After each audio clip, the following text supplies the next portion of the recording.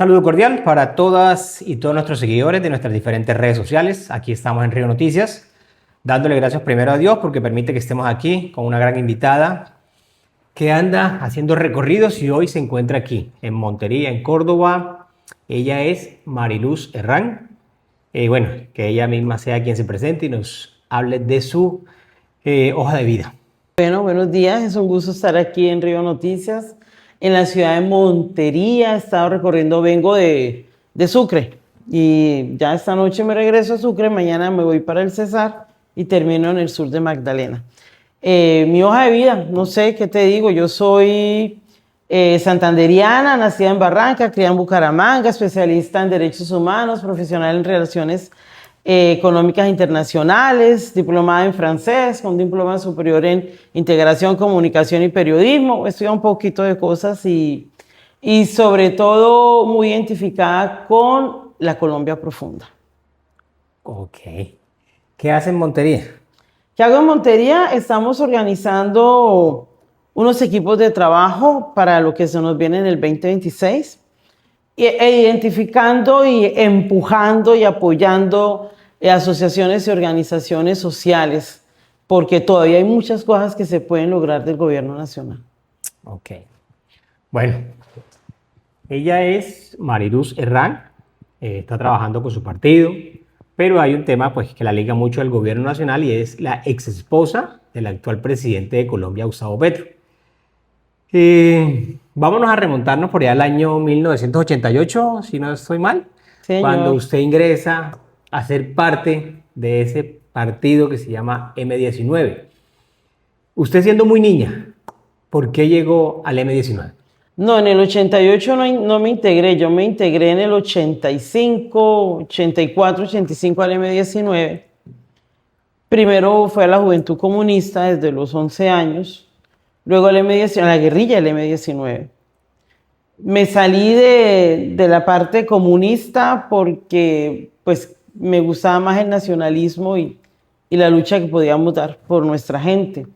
Y allí terminé en el M19, me invitó un compañero que era de allá, me integré allí y a los 3 años conocí a Gustavo Petro, empezando en febrero del 88 conocí a Petro en Bucaramanga, en el Parque Santander, al frente de la Sagrada Familia, ya que estabas en esa línea cuando empezaste el programa. Y bueno, de ahí para acá. Yo ya era guerrillera activa en el M19 cuando lo conocí a él. ¿Pero por qué? O sea, por qué usted ingresa al M19 siendo tan niña? Yo vivía en un barrio, en el barrio Gaitán, ¿En Barranca Bermeja o en en Bucaramanga? Bucaramanga. Yo no me crié en Barranca Bermeja. En el barrio Gaitán y hice parte de un grupo de jóvenes Nuevos Horizontes cuando tenía 11 años. Y ahí en Nuevos Horizontes era como el trabajo social con la gente para organizarnos en cuestiones de teatro. Se sacaban jornadas de limpieza, jornadas de lectura con los niños, ese tipo de cosas se hacían. Y de ser una persona que estaba ayudando en el grupo, pues pasé a ser la líder del grupo al año siguiente. Le cambié el nombre, le puse Senderos Juveniles.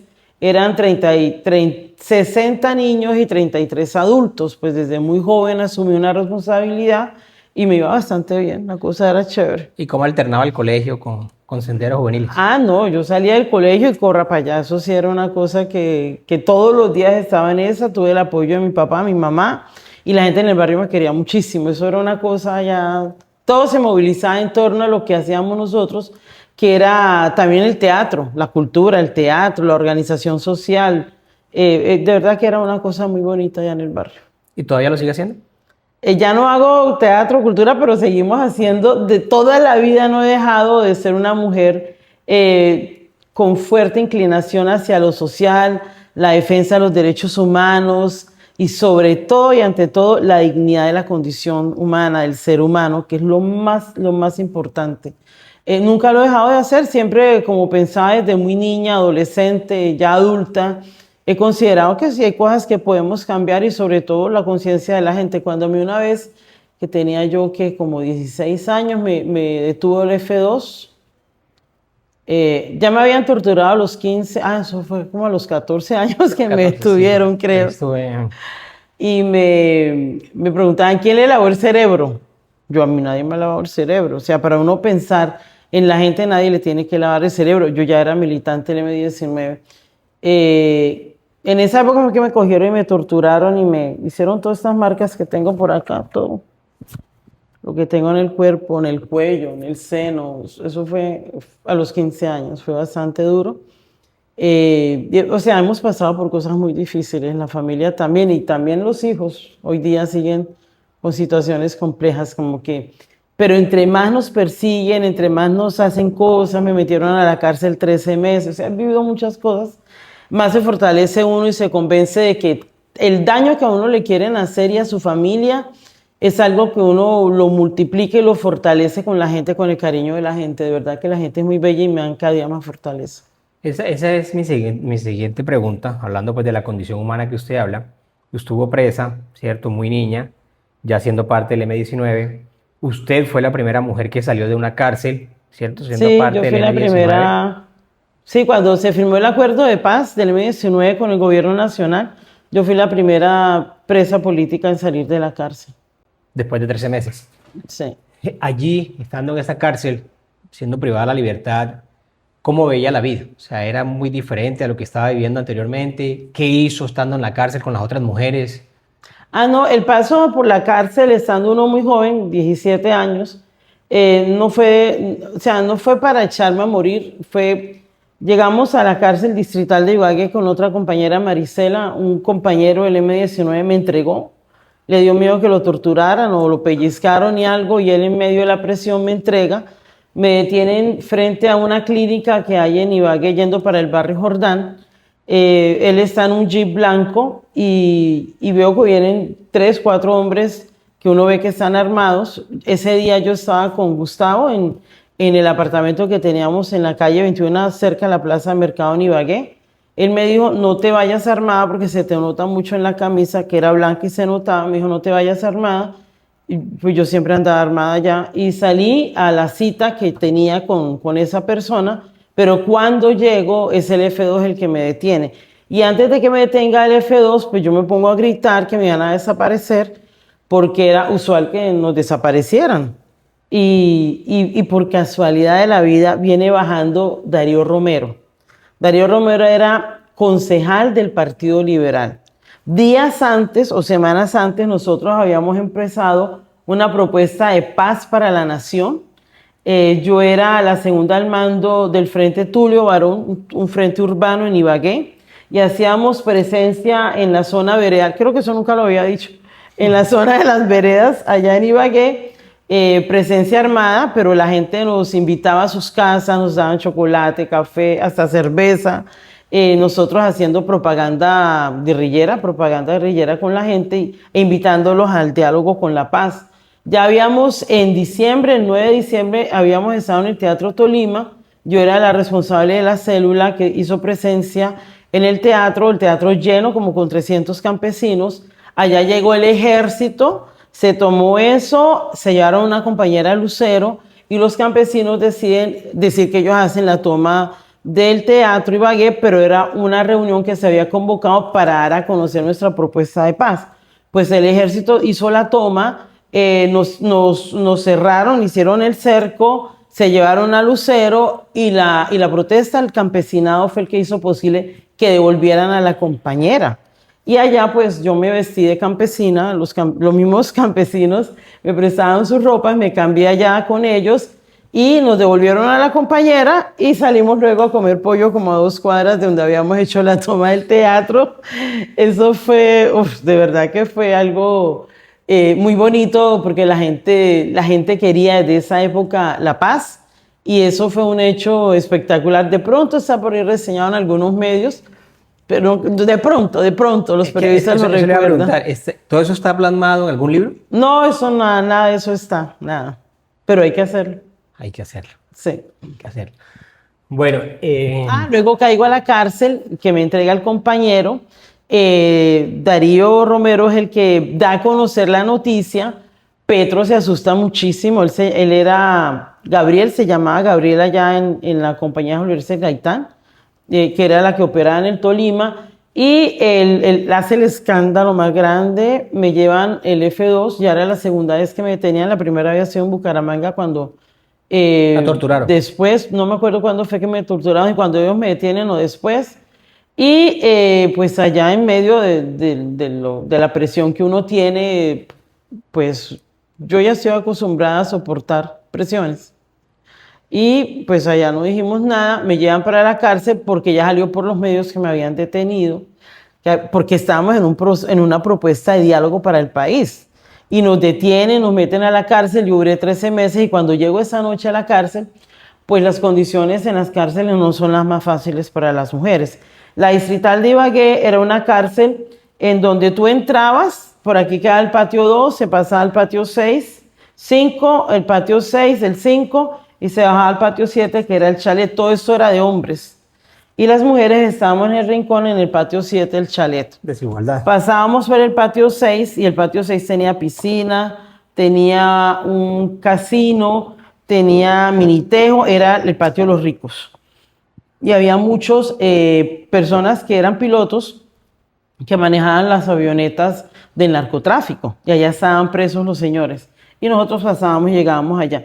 Y ese patio 7 tenía sobrepoblación carcelaria. Nos metieron en un cuarto grande, el doble de este espacio donde estamos. Y las presas empezaron a decir carne fresca, carne fresca. Y miércoles dije, no, esto acá, ¿qué será esta cosa tan terrible? Todo el día había estado bajo presión por el F2 y entonces yo digo, no, un momentico, nosotras somos guerrilleras del M-19. Entonces ya, ellas se quedaron calladas, no nos molestaron. Duré allí como 2 noches. Yo odio dormir en camarotes porque me recuerda a la cárcel.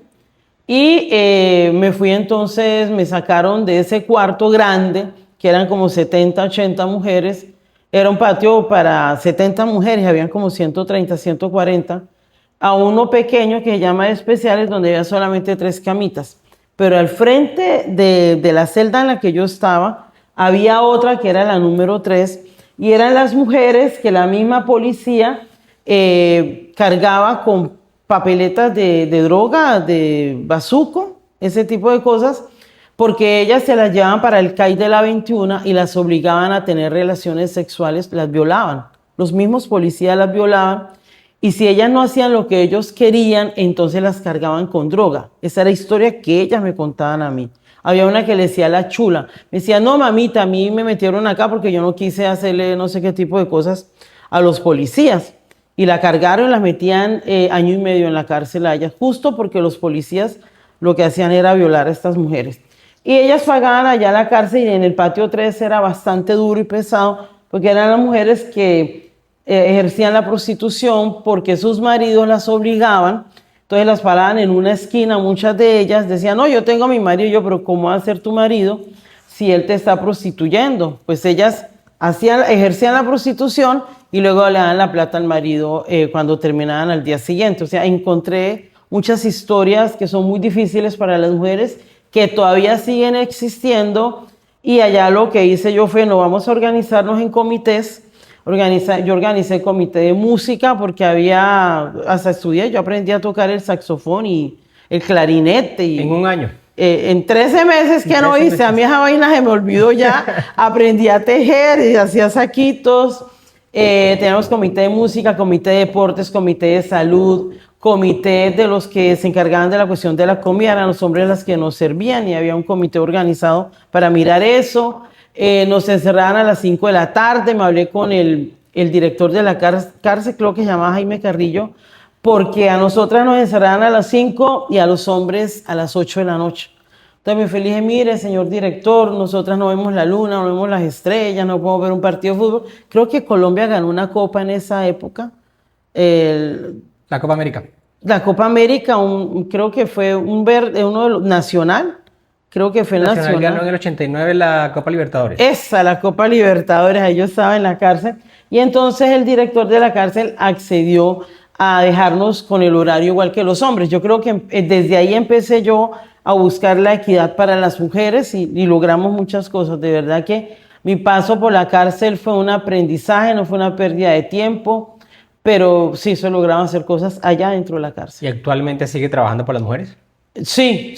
Yo a las mujeres las motivo muchísimo a que veamos que ese es un momento, esta época es de nosotras, para nosotras, en donde necesitamos que ustedes, los hombres, también se den cuenta que somos las que organizamos la casa, las que administramos la casa, y si lo hacemos también, ¿por qué no nos permiten hacerlo desde lo político? Entonces hay muchas mujeres que lo hacen, pero a veces el temor, los mismos hijos frenan, el esposo frena, porque todavía nos ven como que tenemos que estar usando permanentemente el delantal, pero a medida que recorre el país, que me lo he recorrido ya más de 5 veces durante estos 5 años, me doy cuenta que cada vez vemos más mujeres lideresas en los procesos políticos electorales. Y en eso que está haciendo, con ese recorrido que ha hecho por el país, ¿tiene alguna aspiración política usted? Sí, varios compañeros me están apoyando. Estoy como precandidata al Senado de la República. Estamos organizando equipos de trabajo a nivel nacional. El primero nació en la isla de Providencia, San Andrés. Ya hicimos el primer equipo, el tercer equipo en Sincelejo, en la Unión Sucre, en Galeras, o sea, por donde yo vaya, de una vez se van organizando los equipos. ¿Y en Montería, Córdoba? También, ya se hizo acá en Montería. Eso ya se hizo. En Lorica también estuvimos por allá, no sé dónde, en La Cuchilla, no sé qué ayer, allá al fondo del Golfo de Morrosquillo, qué maravilla. Llegaron coordinadores de nuestra Red Colombia Profunda, llegaron de más o menos la mitad de los municipios del departamento para empezar a trabajar.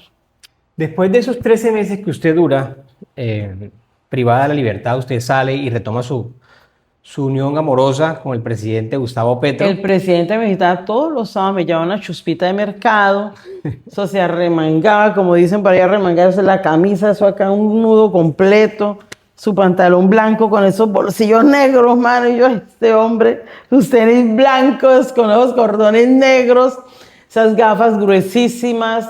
Él llegaba ya, nunca me dejó sola, siempre me acompañó, no había visita conyugal, para los hombres sí, para las mujeres no, o sea, siempre la discriminación. Y allá se la jugó conmigo, me apoyó muchísimo estando en la cárcel, y cuando salí de la cárcel de inmediato él ya estaba inmovilizado. Tenía también un Mitsubishi blanco, carpado, negro, blanco y negro, con 3 señores del F2 que lo cuidaban. Esa misma noche que yo salí, él llegó de inmediato, me recogió y nos fuimos para Bogotá. Había sacado él en un sitio estrato 6, nosotros guerrilleros, en un estrato 6 cerca al centro comercial de Unicentro, un segundo piso de una casita muy bonita. Eso era hermosísimo, tipo chalets, tipo suizo, y allá salíamos todos los días a ayudarle a él a su trabajo. Yo lo acompañaba, estábamos en la Constituyente, ya estábamos en la Constituyente. Luego él empezó a hacer campaña para la Cámara de Representantes, fue su primer campaña, y ganamos la elección ya, y ya había nacido Andreita cuando él ya había llegado al Congreso. Sí, eso le iba a preguntar, le voy a preguntar. Después de todo eso, pues nace Andrés, Andrea y Andrés. Andrea y Andrés. ¿Cómo fue, o sea, todo eso, manejar toda esa información, la familia, el tema político, acompañando a Gustavo Petro? Pues yo hacía mi propio proceso como joven que era. Yo tuve a cargo la juventud en Cundinamarca, los jóvenes en juventudes bolivarianas en Cundinamarca, mientras él hacía pues el otro proceso con Alianza Democrática M19. Él ingresó al Congreso de la República y yo visitaba permanentemente los municipios en Cundinamarca. Cundinamarca es sumamente extensa. Yo me iba con Andrés Gustavo, recién nacido, pequeñito, con Andreita. Yo me iba en bus público y me regresaba, iba a Cibaté, a Silvania, a Fusagasugá, como lo más cerca me iba yo sola. Y en los fines de semana nos íbamos con Gustavo y los escoltas del F2 a recorrer todo el departamento. Fue un proceso muy bonito, de verdad, se hizo un buen trabajo en Cundinamarca, que todavía quedan por ahí restos del trabajo que hicimos, y ahí también estamos recogiendo apoyos en Cundinamarca. Bueno, escuchando toda su historia, hay un trasegar bastante amplio allá con el tema de comunidades, Sí. de mujeres.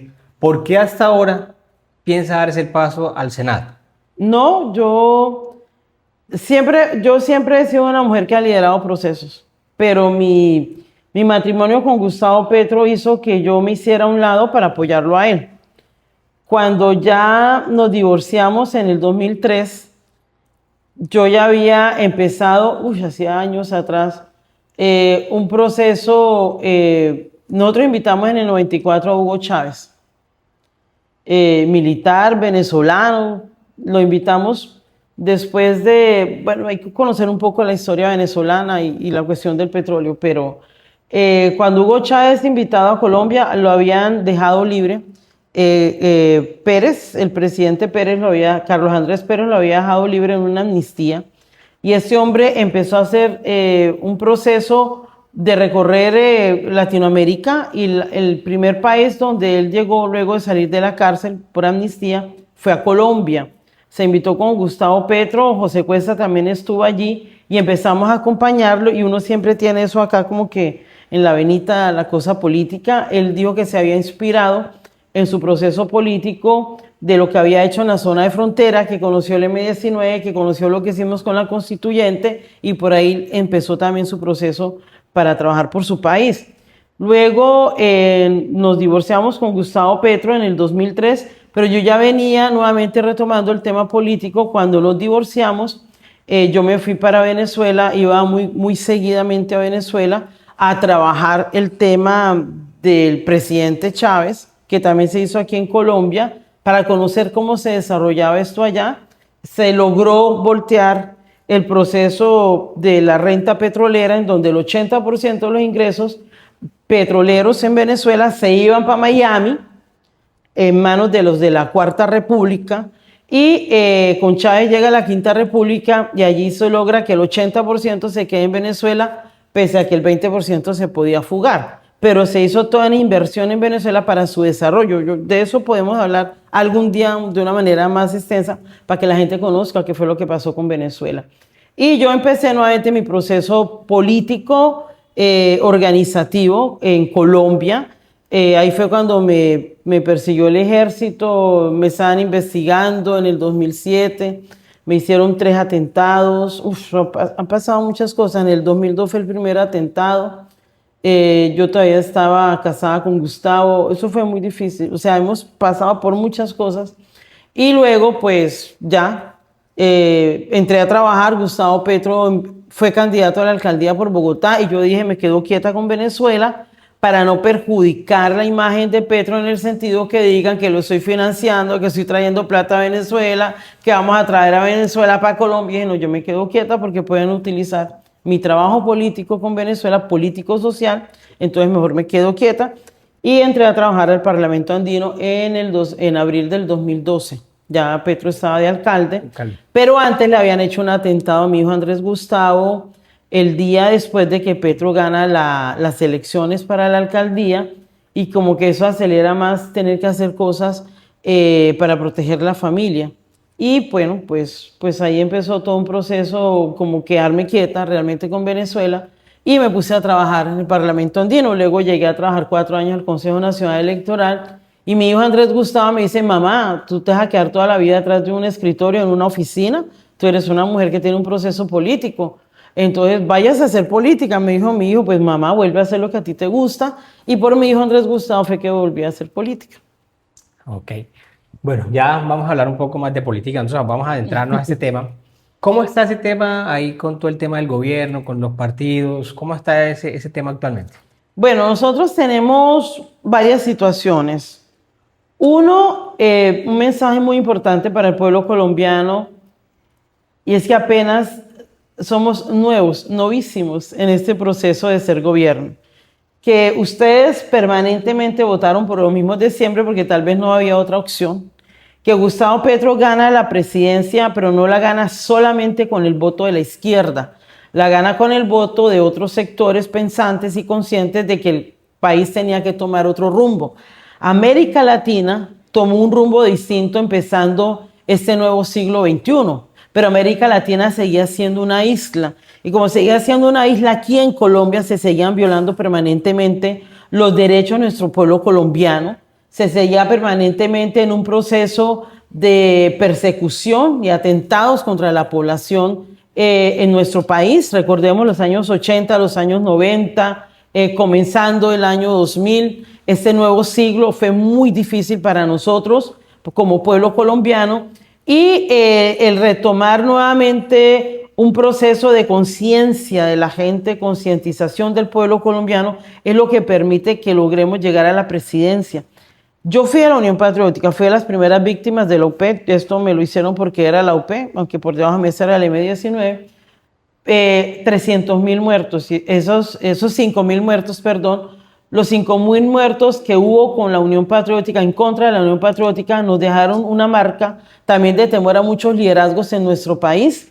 La Unión Patriótica logró en su momento 300.000 votos y esos 300.000 votos costaron esos 300.000 muertos y desaparecidos. De esa época de terror que hubo, de una guerra sucia interna aquí en nuestro país, superamos y soltamos las cadenas y logramos pensar es que eso también lo podemos cambiar. Por eso llega el nuevo siglo con una mentalidad un poco distinta, pese a que América Latina cambiaba, Colombia seguía siendo una isla, luego vuelve otra vez el retroceso para América Latina, Colombia empieza a cambiar internamente su proceso, porque de todas maneras Gustavo Petro es el que empieza a despertar el sentimiento colectivo de cambio en Colombia, como que perdamos el miedo y salgamos adelante con esto. Eso es lo que nos da la posibilidad de ganar la presidencia de la República. Primero, porque a Petro es visto como un hombre sumamente inteligente, que de verdad él ama a este pueblo colombiano, es un hombre que es capaz de dar su vida por el pueblo colombiano, pero no queremos más mártires en nuestro país. Y logramos poner a Petro de presidente. ¿Qué encontramos cuando llegamos al gobierno? Cuando llegamos al todos somos parte del gobierno. Hoy podemos decir orgullosos que Petro es nuestro presidente. Antes no decíamos ni Duque, ni Uribe, ni Santos iban a ser nuestros presidentes. Los presidentes de Colombia, pero no nuestros presidentes. Yo le digo a la gente, ese es nuestro gobierno y como nuestro gobierno nos corresponde también trabajar para el gobierno. En la medida en que nos organicemos, nos asociemos, trabajemos desde lo colectivo, no desde lo individual, podemos hacer que esto cambie. Pero este proceso de transformación no se logra en 4 años. Tenemos que saber y entender que ya sembramos la semillita, que estamos dando los primeros pasos y que lo poquito que hemos logrado no lo podemos dejar perder. Por eso necesitamos, a partir de los procesos de unidad, que ha sido muy difícil porque hemos tenido complicaciones al interior de varios partidos, sobre todo con Colombia Humana, hablar a veces de transparencia y de trabajo para la gente, cuando a veces afloran los intereses personales, no los colectivos, pero a la gente le tenemos que hablar del trabajo colectivo. Algunos que son militantes de Colombia Humana se les dicen las dificultades que hay de Colombia Humana, pero la apuesta está sobre la mesa. O nos unimos o no vamos a poder seguir avanzando y retrocedemos en todo lo que hemos logrado. Bueno, usted lo ha dicho, o sea, fueron muchos años para que la izquierda llegara al poder. Ya llevan 3 años gobernando el presidente Gustavo Petro. ¿Cuál es su visión? ¿Cuál es el presente? ¿Cuál es el futuro que usted ve? O sea, ¿cómo ha visto estos 3 años que lleva gobernando el presidente Gustavo Petro? Bueno, primero yo no sé cuántas organizaciones sociales existían antes de Gustavo Petro, de nuestro gobierno, pero hoy podemos pensar que se quintuplicaron, o hay más inclusive. Yo no sé ni con cuántas organizaciones me he reunido, pero la gente entendió que la lucha colectiva es la que nos trae triunfos. Algunas veces uno escucha que la gente dice, ay, pero no vemos el gobierno, no nos han dado nada. Yo les digo, ¿cómo así que no les han dado nada? Una lideresa me decía hace 2 días, en La Mojana no hemos recibido nada. ¿Cómo que no? En La Mojana se ha hecho mucho. Que en el Caribe no hemos recibido nada. ¿Cómo que no? Es donde el presidente priorizó a la región Caribe para el tema de las tierras, de la Agencia Nacional de Tierras. Tenemos 15 millones de colombianos aproximadamente. Cerca del 50% de ellos les fueron quitadas sus tierras. Y obviamente no podemos en esos 4 años entregárselas nuevamente a todos. Más de 600.000 hectáreas han logrado entregar a los campesinos. Hemos logrado dinamizar el Banco Agrario y otras fuentes de financiación para que la gente logre tener su tierra, y no solamente la tierra, sino cómo cultivarla, cómo poder vender, cómo poder exportar. O sea, ustedes me entrevistan a mí para ver todas las ofertas que tiene el gobierno nacional y lo que ha hecho, y yo les digo todo lo que ha hecho. Lo que pasa es que de todas maneras hay algunas cosas que nos frenan, y es que hemos tenido una guerra impresionante de parte de la derecha y la extrema derecha, que todo lo desfiguran, lo desinforman, y aparte de eso no nos permiten dar a conocer cómo hemos ido avanzando.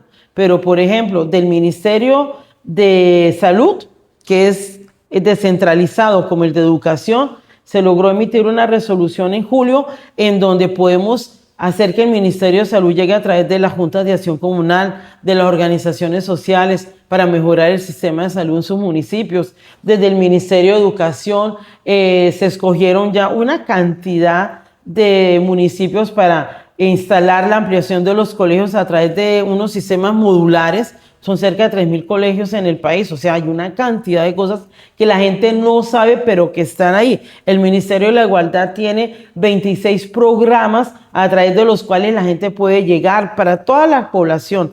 Madres cabeza de familias, emprendimiento, jóvenes, población con discapacidad, migrantes, población LGBTI más Q. No, eso es impresionante la oferta que hay. Lo que pasa es que en algo ha fallado muchísimo el gobierno nacional y es en la comunicación. Y lo que yo llamo la atención es que si tenemos un pacto histórico, unos congresistas que han sido elegidos por el pacto histórico, la tarea de los congresistas que fueron elegidos, yo también fui candidata al Senado, pero me dejaron en el renglón 32, es llegar a los territorios y decir, esto es lo que hay, esto es lo que hay que hacer, así nos tenemos que organizar, que es una tarea que yo he venido realizando durante 5 años. Sí, usted nos está hablando de ese tema y en ese recorrido que está haciendo, ¿ya fue a la tierra del presidente? ¿Ya estuvo en Ciénaga de Oro? Sí, estuve con mi hija. Hace como Andrea. unos 20 días estoy con mi hija y con mis nietas en Ciénaga de Oro. Allá ha habido algunas dificultades para que el gobierno nacional llegue y estamos detrás de que se logre llevar el alcantarillado para su pueblo. Y en general en Córdoba, por todo el recorrido que ha hecho Montería a Córdoba, ¿qué piensa? O sea, ¿cómo ha visto el departamento de Córdoba? Córdoba tiene unas tierras, son de las más ricas del país, ¿no? Pero la ganadería extensa tampoco es que beneficia a quienes queremos que sean beneficiados, sino que esto debería explotar su tierra para la agricultura. Ayer fue que me reuní con varias organizaciones de campesinos agricultores, pero no son dueños de la tierra. La están alquilando, están arrendando la tierra. Y he visto que cobran el arriendo de hectáreas a 1 millón de pesos. ¿De dónde sacan eso? Me parece terrible. Y de todas maneras el cambio climático afecta. Entonces el campesino se tiene que adaptar al cambio climático, a la época de sequías o a la época de inundaciones que he visto muchas tierras anegadas por acá. Pero Córdoba tiene un grandísimo potencial en materia de agricultura y yo creo que por ahí es que se debe trabajar. Listo. Bueno, muchas gracias por acompañarnos acá en Río Noticias. Por acá, bienvenida siempre. Bueno, despídase de nuestros seguidores. Bueno, pues un gusto haber estado acá. Hay mucho para hablar, para conversar. Cuenten conmigo en lo que se les pueda ayudar. Aquí tengo un coordinador que es el compañero Orlando Guerra. Algunos lo conocerán. No tengo el número de él aquí en este momento. Pero de verdad que pueden llegar al gobierno nacional en cada uno de los ministerios. No necesitan intermediarios. Ustedes pueden llegar de manera directa y no necesitan pagarle un solo peso a nadie para poder tener las ofertas del gobierno nacional y llenar los formularios. Ahorita ya salió una resolución del Ministerio de Vivienda en el tema de los mejoramientos de vivienda. Les podemos compartir el link. Lo del DPS para el adulto mayor también tenemos la información. Todo lo que tiene que ver con el Ministerio de Vivienda, lo que tiene que ver con minas y energía con las comunidades energéticas, mejor dicho. Hay mucho para decirles, cuenten conmigo, si quieren me escriben a mi correo electrónico lunaverde19@gmail.com, por ahí me escriben y por ahí les mandamos información. Listo. Muchas gracias.